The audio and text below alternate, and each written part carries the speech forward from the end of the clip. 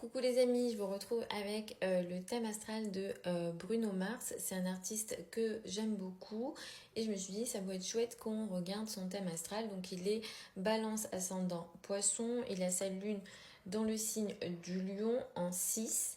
Il y a une opposition avec Jupiter, donc c'est quelqu'un qui a énormément d'émotions. Il y a un excès au niveau émotionnel. D'ailleurs, il y a un T carré aussi avec Pluton.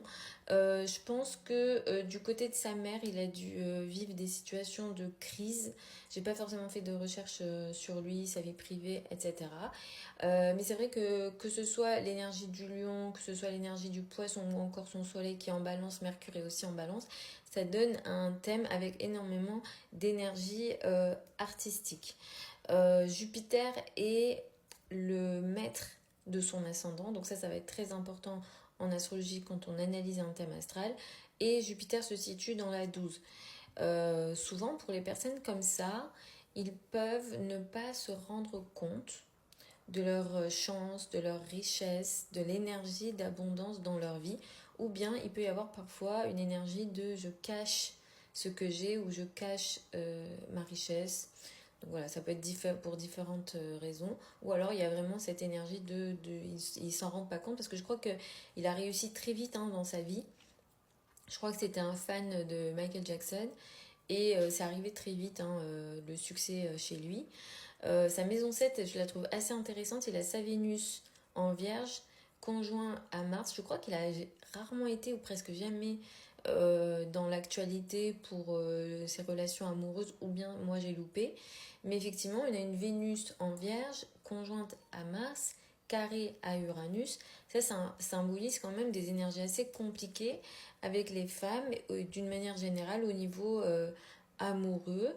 Ça donne même des conflits assez importants. Lui-même, il peut être assez instable dans ses relations avec les femmes, ou dans ses relations amoureuses d'une manière générale. Il est très très exigeant.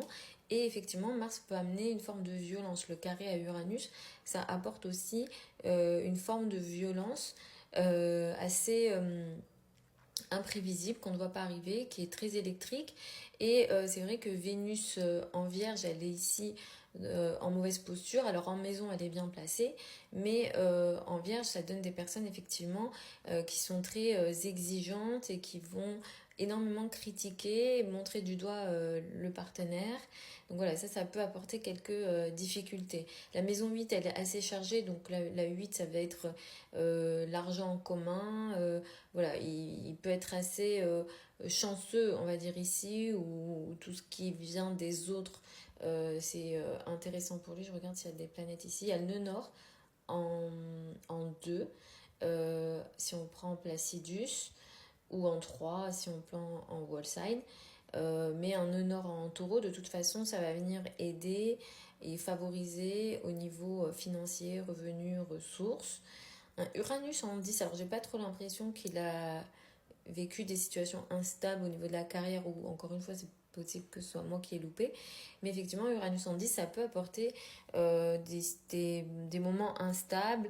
Alors c'est pas toujours négatif, mais un coup il peut être au devant de la scène et un coup il peut être un petit peu en retrait. C'est vrai qu'il y a eu des moments quand même où on le voyait moins, donc ça peut symboliser ça tout simplement. Saturne est en 9. Ça favorise pas beaucoup le domaine international, on va dire, mais son Saturne ici prend un sextile de Mars. Mais un Saturne qu'on arrive à bien gérer, Saturne en plus n'est pas rétro là, ça peut permettre de bien concrétiser les projets, on va dire, au niveau international. Actuellement, Jupiter transite dans sa 4. Alors, encore une fois, je ne connais pas sa vie privée, j'ai pas fait de recherche, etc. Mais là, dans la période dans laquelle il est en train de traverser, il est aidé, favorisé dans tout ce qui est en lien avec la famille, le foyer, l'habitat. Et l'année prochaine, ça sera beaucoup au niveau amoureux. Mais c'est vrai que d'une façon générale, une lune en 6, ça donne une difficulté d'exprimer ses émotions, ses sentiments. Une Vénus qui prend autant d'aspects compliqués, ça n'aide pas du tout les relations avec les femmes et les relations amoureuses, les relations avec les partenaires d'une manière générale. Voilà les amis, j'espère que c'est une interprétation qui vous a plu. Vous avez plein de liens au niveau de mon profil si vous souhaitez me poser des questions ou si vous souhaitez une consultation privée avec moi. Les délais de consultation sont de 2 semaines, vous avez les infos sur le site. Pour celles et ceux qui veulent apprendre l'astrologie avec moi, la prochaine session de formation elle démarre en janvier 2025. Vous avez le programme, les modalités d'inscription sur le site internet.